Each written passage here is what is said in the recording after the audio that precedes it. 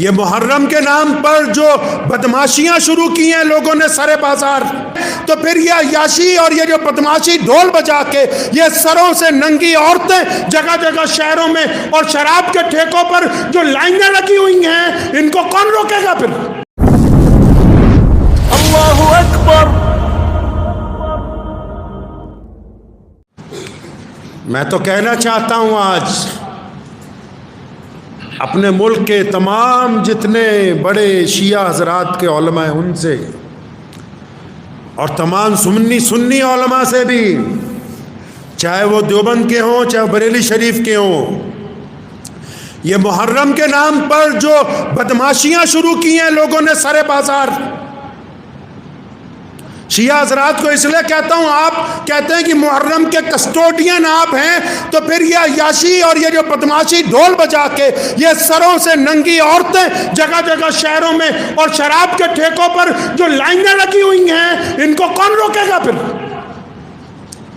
یہ کون سا اسلام پیش کیا جا رہا ہے غیر مسلم اقوام کے سامنے؟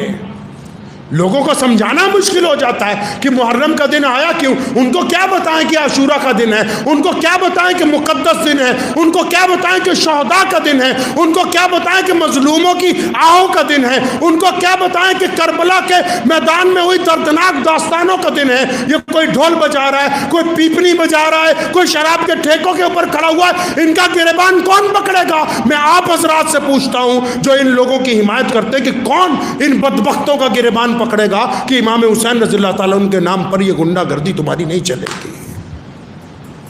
کون کہے گا ان کو جا کے؟ کیا یہ اسلام کا دستور ہے؟ باقاعدہ اٹھیے، اس ظلم کے خلاف آواز اٹھائیے۔ اگر محرم کے دن، یہ آپ کی بات آگے رکھتا ہوں میں، محرم کا دن شہداء کربلا کے نام ہے، محرم کا دن اہل بیت کے نام ہے، محرم کا دن مولا علی کرم اللہ وجہ کی اولاد کے نام ہے، لیکن اہل بیت کی اولاد کے نام پر ہم ڈھول بجانے کی اجازت نہیں دیں گے۔ اہل بیت کی اولاد کے نام پر یہ جو بڑی تعداد میں ایسے غیر شعوری لوگ جن کو پتہ ہی نہیں کہ اہل بیت کا رتبہ کیا ہے، ٹھیکوں کے اوپر کھڑے ہیں، ان کو بدماشی کی اجازت نہیں دی جا سکتی ہے۔ کیوں نہیں بولتے پہلے سے آ کے؟ کیوں نہیں ان کے اوپر پابندی لگائی جاتی؟ اس کو کرنا ہوگا۔ غیر مسلم اقوام کو آپ بتا ہی نہیں پائیں گے، نہیں تو آنے والے دنوں میں یہ مشہور ہو جائے گا کہ اچھا مسلمانوں کا ایک تہوار ہے۔ آپ یہاں دیکھیے لدھیانہ دانا منڈی میں جتنے دیگر صوبوں سے آئے ہوئے مزدور طبقے کے لوگ ہیں، انہوں نے ہزاروں پیپنیاں منہ میں لگائی ہوئی تھی، بے شمار لوگ شراب کے ٹھیکوں کے اوپر کھڑے ہوئے تھے۔ یہ وہ حقیقت بیان کر رہا ہوں جو سن کے آپ کا شرم سر سے جھک جائے گا۔ کسی ایک نے فجر ظہر عصر مغرب عشاء نہیں پڑھی، کسی ایک نے کسی غریب کا ساتھ نہیں دیا، بڑے بڑے بینڈ باجے لے کے ڈی جے لے کے ڈھول بجا کے۔ ہو بھائی کیا بتانا چاہتے ہو؟ مولا علی رضی اللہ تعالیٰ عنہ کرم اللہ وجہ کی اولاد کے نام پر اسلام یتیم نہیں ہوا ابھی؟ یہ جو ہم 5 وقت نماز پڑھتے ہیں یہ شہداء کربلا کی قربانیوں کی وجہ سے پڑھتے ہیں، ورنہ یزید اسلام کو بدلنے کے لیے تیار تھا، اور اگر اس کی منمانی چل جاتی اس وقت دین کے اندر تو آج قیامت تک دین کی اصل شکل اور صورت باقی نہیں رہتی۔ اب آپ ان کی منمانیاں کب تک برداشت کرو گے؟ آئندہ محرم سے پہلے تمام علماء کو کہتا ہوں کہ یہ جو قوم میں بگڑے ہوئے لوگ ہیں ان کے اوپر گرفت کو مضبوط کریں۔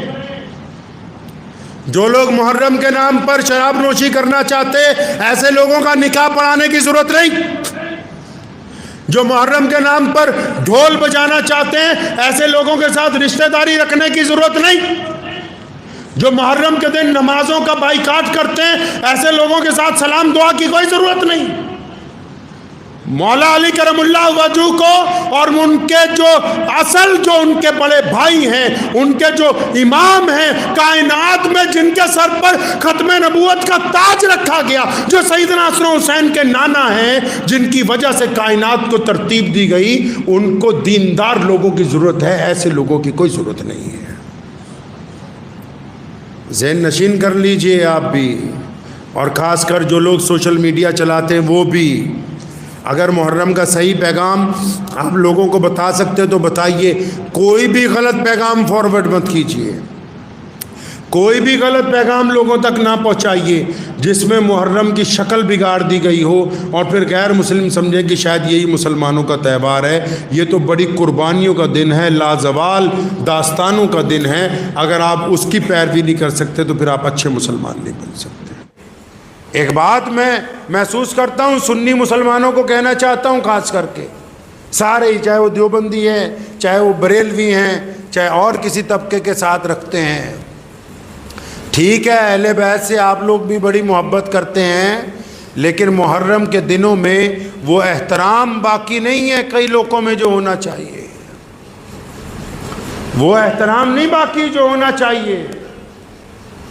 اہل بیت کا احترام ہمارے ایمان کا حصہ ہے۔ آج کل تو حیرت کی بات یہ ہے کہ کچھ لوگ جو اپنے آپ کو کہتے ہیں کہ ہم محرم منانے جا رہے ہیں اور نعوذ باللہ ان کے جسم میں نشہ داخل ہو جائے تو ان کے لیے یہ ڈوب مرنے کا مقام ہے۔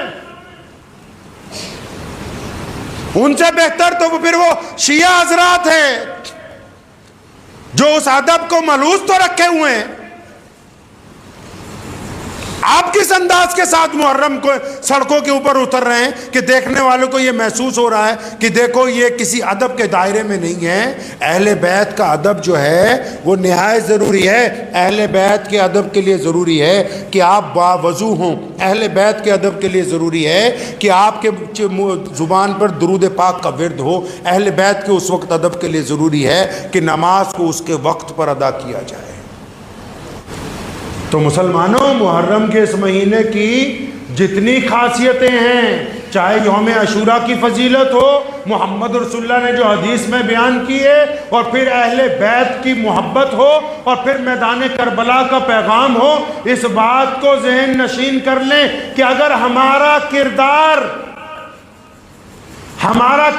اگر بولتا ہے تو ہم محرم منا رہے ہیں۔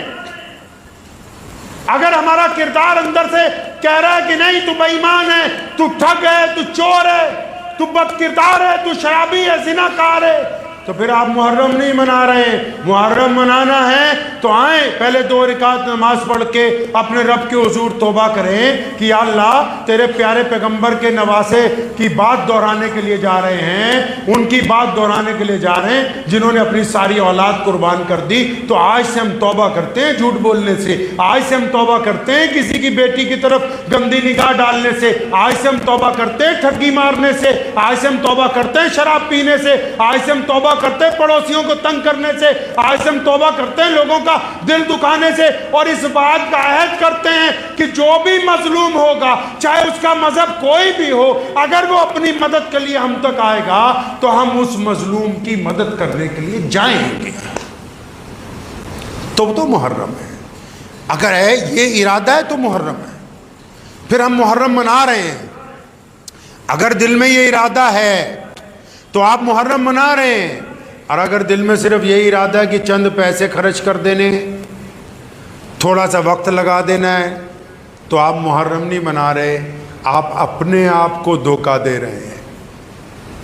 کیونکہ امام حسین رضی اللہ تعالیٰ عنہ سے جن لوگوں کو محبت ہے، جو ان کے جانشین ہیں، وہ کل بھی سر بلند تھے، آج بھی سر بلند ہیں۔ حسینی کبھی شکست نہیں کھا سکتے، وہ کل بھی عظمت والے تھے، قیامت تک عظمت والے رہیں گے، کیونکہ یہ امام حسین رضی اللہ تعالیٰ عنہ نے انہیں سکھا دیا کہ قیامت تک اس دین کو کیسے قائم رکھنا ہے، کہ دین میں عزاداری نہیں چلے گی کسی کی، کوئی اس میں چودھری نہیں بن سکتا۔ یہ جو دین کی حفاظت کی جنگ سیدنا امام حسین رضی اللہ تعالیٰ عنہ نے لڑی ہے نا، ہم نے تو دین نعوذ باللہ چند گنتی کے لوگوں کے پاس گروی رکھ دیا ہے نا، ہم نے دین اپنے ہی چند سرمایہ داروں کے پاس نعوذ باللہ گروی رکھ دیا۔ یزید بھی انہی میں سے تھا جو سمجھ رہا تھا کہ دین کو میں نے اپنے انڈر لے لیا اور یہ اب دین میرے پاس گروی رکھا گیا ہے، لیکن قربان جاؤں امام حسین رضی اللہ تعالیٰ عنہ میں کہ جنہوں نے یہ رسم قائم کر دی کہ کوئی بھی بندہ دین کے اوپر قابض نہیں ہو سکتا، کوئی بھی بندہ دین پر قابض نہیں ہو سکتا، چاہے وہ بڑے سے بڑا خلیفہ ہو، چاہے وہ بڑے سے بڑا مولوی ہو، चाहे वो बड़े से बड़े इदारे का मोहतमीम हो, चाहे वो बड़े से बड़े मुसलमानों का मेंबर पार्लियामेंट हो, कोई भी बंदा दीन के ऊपर काबिज नहीं हो सकता। अपनी मर्जी से कोई इस दीन को इधर उधर नहीं कर सकता। ये दीन उसी रविश पर चलेगा जो मोहम्मदुर रसूलुल्लाह सल्लल्लाहु अलैहि वसल्लम ने कायम फरमाई है। ये करबला का पैगाम है और इस पैगाम को बिल्कुल याद रखिएगा। ये जो दिन जा रहे हैं बड़े मुकद्दस दिन हैं। अल्लाह से मांगें, कसरत से दुरूद पढ़ें, अहले बैत के ऊपर दुरूद भेजें और अपने गुनाहों की माफ़ी मांगें और अपने रब के साथ अपने रब की रज़ा को हासिल करें। ये बड़े दिन मुकद्दस दिन हैं। उन दिनों को याद कीजिए जब इन दिनों में करबला के मैदान में इमाम हुसैन पहुंचे। शिद्दत के दिन उन वाक़यात को अपने बच्चों को सुनाओ, अपने घर वालों को सुनाओ, अपने गैर मुस्लिम हिंदू सिख दोस्तों को वो वाक़यात सुनाओ। वो किस्सा नहीं है, कहानी नहीं है, वो एक सबक है जो दुनिया को पढ़ाया जाना जरूरी है।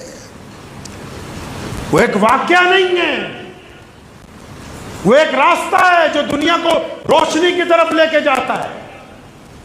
तो इसलिए इन वाक़यात को याद रखना, इनके मुतालिक पढ़ना, इनके मुतालिक सुनना, ये सारे का सारा नेकी का काम है। अहले बैत की फजीलत को सुनना, अहले बैत के लिए दुआएं करना, अहले बैत के ऊपर दुरूद भेजना, ये तमाम की तमाम अच्छे लोगों की बातें होती हैं। तो इन दिनों को बिल्कुल ज़हन नशीन कर लीजिए कि जब मुहर्रम आएगा हम अपने किरदार के साथ इंशाअल्लाह मुहर्रम मनाएंगे इंशाअल्लाह।